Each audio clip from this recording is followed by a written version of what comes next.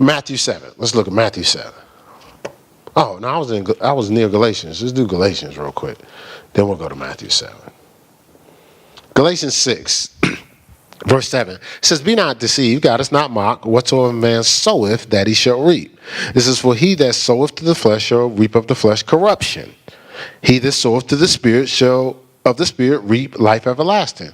Let us not be weary in well-doing, setting ourselves apart. For in due season we shall reap if we faint not, if we don't give up in a willingness to do well. If we don't sow to the flesh, because of the flesh you'll reap corruption.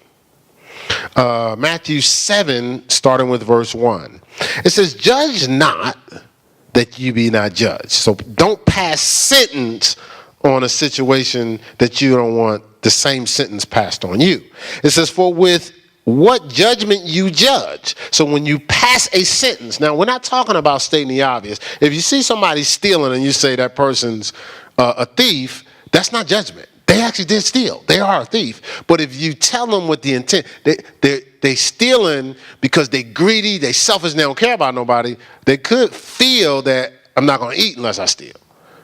So that would be passing. That would be judging them. But actually stating that they stole, they did steal it, and they are a thief. But somebody going to tell you, don't judge me. No, I'm not judging you. You're sleeping with that girl that's not your wife. That would be adultery.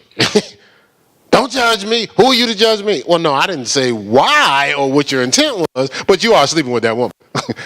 You see what I'm saying? Like, don't, again, I've talked about that before, so we don't have to get into that. Judge not, lest you be judged. It says, for what judgment you judge, you shall be judged.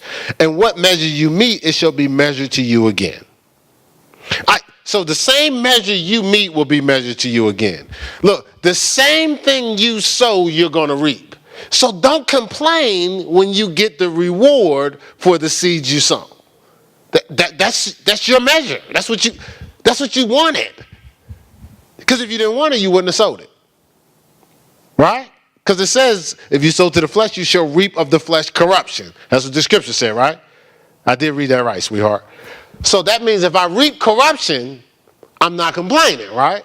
Because I sowed to what? The flesh. If you sow to the Spirit, is when you get the life and peace and everlasting. So let's say I slipped. Man, dog, I slipped. Sold to the flesh. You reaping corruption. It's not a punishment. It's your harvest. Right? So people aren't judging you. Your harvest is. Did you hear that? Your harvest will judge you. Because your harvest is the measure that you're meeting based on what you're sowing. Right? Does that, we all right? We good? That makes sense, right? All right. So let me just give you this and then we'll end here. So God, First Peter 2, God has called us to be a royal priesthood. And we just read in Hebrews, high priest. So the high priest is different. The demands of God for a high priest was more exacting. You know, that high priest couldn't go near a dead body. That high priest couldn't defile himself, even from his mother or his father. He couldn't go around mother or father or anything that would defile him. He had to sanctify, set himself apart so he could be available for those that God wanted to use him to serve and to be there for. So it wasn't nothing personal. This was one time when Aaron and his sons died, and God was like, you spend all your time mourning and see what happened to you. he said, hey, think you're going to leave the tabernacle and see what happens to you. You can't leave. First of all, they're gone. Second of all, I need you to be there for the people. So he couldn't, they could, he couldn't. There was plenty of people outside the tabernacle. They didn't die. Let them Levites walk outside of the tabernacle. At the wrong time. They're gone. See, so they had to set themselves apart differently. So you're not of the number, is what the scripture says. You're not trying to flow with the crowd. You're setting yourself apart. I watch it. I watched it after my life as a young man. He played for Kansas University. And I remember all the, so you got all the AAUs, all the different. He won out all that stuff. He won all that stuff. But he ended up getting a Division I scholarship to Kansas. Actually, all those different teams, Michael Redd wasn't playing at all those teams. He ended up getting a number 1 scholarship at Ohio State. And his father's a preacher. But I remember him setting themselves apart. I used to watch them. They weren't in the circles as everybody else. They weren't just of the number, just doing what everybody else was doing. They were doing what they were supposed to do. And the results that they got was different. Sometimes we get so busy into conformity, stopping us from transforming. So that high priest, the higher the office, the stricter the demand. And the degree of nearness to God becomes the degree of your demand.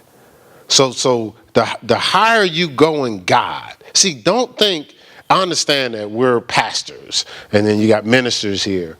But again, we're called to a high priesthood to live out our lives. So yes, there's even another level of sanctification for the minister and for the pastor and stuff like that. But just when we decide that we want to live for God, we're not doing what everybody else is doing. We're not, Romans 12:2. Romans 12:2. It says, be not conformed to this world, but be transformed by the renewing of your mind. And I had it here, but it's in the message. I had it on my phone.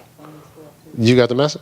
No, but But no, I'll just give it to him. But it says, the message version of be not conformed to this world, be transformed. It says, I'm paraphrasing a little bit. It says, don't fit into the world without even thinking about it. Like, don't be so comfortable with the world that you start to fit in without even thinking about it. So you become them, even though that wasn't your goal. You look around and you wonder, how did I become them and what happened to me? And that's the thing, as Christians, we'll look at the men and women of God that have a call or something, and we go, see, they gotta live holy. See, I don't have to live that holy because I'm just a Christian. Show me that in the Bible. Your basic living is sanctification because God's using you to impact lives. I was telling the Sown people, I said, people can't rise above their level of leadership. So I said, that's how people, me and Marcus was talking. I said, so everybody else will do whatever those guys do. Just out of a certain flow. People look at you and say, oh, it's okay to do that and be a Christian. Your kids will go, oh, it's okay to do that and be a Christian. They're not judging you. They don't know. They just figure you're saying you're a Christian, you talk about God, you go to church. I guess that's okay. Then you'll see what they're doing because you probably didn't know you were doing it. And you're going, why are you doing that? And they're looking at you like, because you did it. I just figured it was okay because it's not okay. You see what I'm saying? Like, and then the whole time you're looking at them like they're crazy, but they're looking at you like you crazy. They just don't want to say nothing because they're like, okay, you're the authority, but you just did this. I figured this was cool. You see what I'm saying? Like, yeah, I know what I'm talking about. All right, so we want to represent the life God has for us, and it's not just limited to pastors, preachers, and teachers, people in fivefold. Actually, the fivefold ministry is for the perfecting of the saints, for the work of the ministry. So fivefold ministry, they grow to a level where they're training you to minister to people. That's why it's another level, but it doesn't like, oh, see, now that's a preacher. God ain't got to do that. I can just talk about Jesus and be positive. Bump and grind from time to time. That's cool. That's all. I could do that. Show me that in chapter and verse. It's not in the Bible. All right, well.